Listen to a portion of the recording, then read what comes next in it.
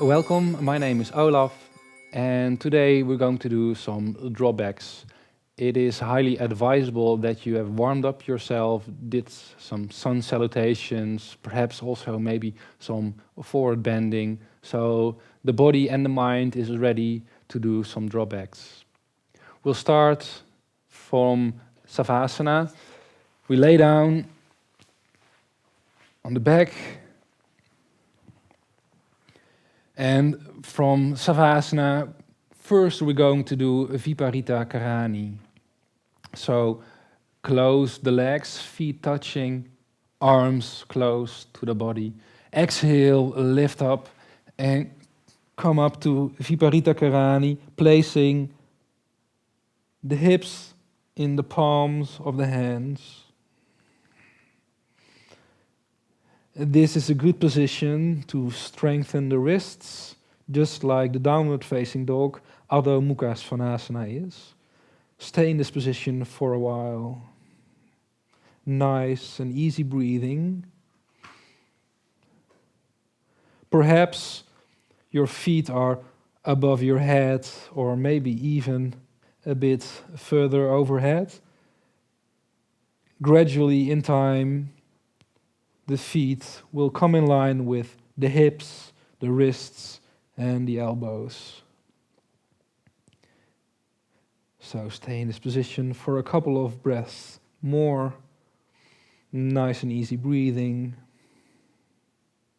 And then move the feet back overhead. Lower the arms, lower the hands, and roll back onto your yoga mat, vertebra by vertebra. And relax yourself for a couple of breaths.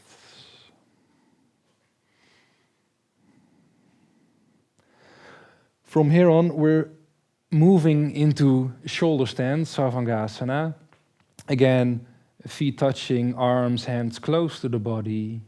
Slowly and deeply inhale and come all the way up to shoulder stand, Savangasana. Place the thumbs and the index fingers firmly into your back, and then all the fingers, palms of the hands,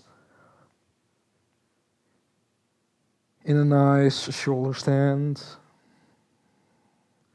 Elongate yourself, creating length in the spine, creating length all the way from the shoulders to the heels by pushing the heels upwards, opening the soles of the feet.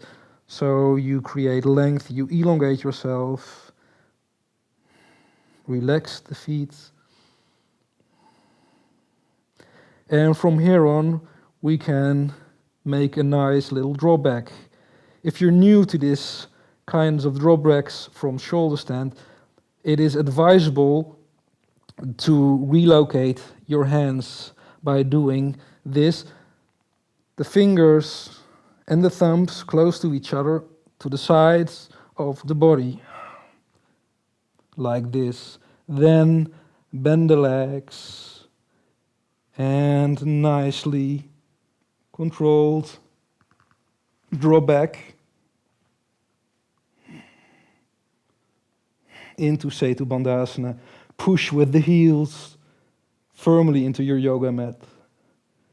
The advantage of your hands like this is that the pressure on the wrist is somewhat less, and you have always a safety vault or safety net, because if you slip through, this will happen and you don't injure yourself. From here on, move back into shoulder stand.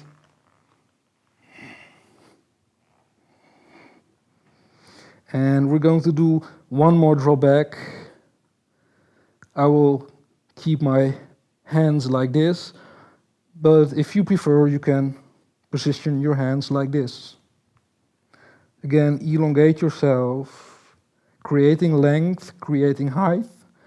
Then bend the legs and nicely inhale and make a nice drop back.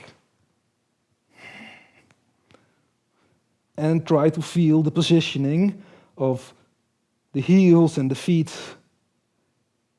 It is possible that the knees are falling sideways or the feet are facing sideways, falling sideways like this.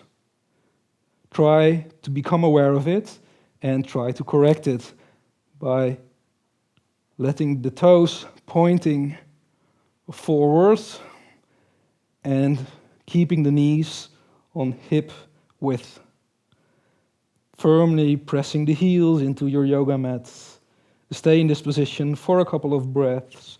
Slowly and deeply inhale and exhale. Inhale and come back to shoulder stand. Moving the feet overhead, lowering the arms and the hands, and roll back into savasana. And finally, relax yourself.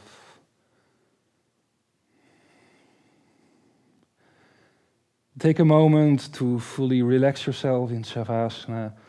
Then come to a seated position. And you can continue your practice or explore back bends a bit more or do a meditation. Thank you for joining me and see you next time.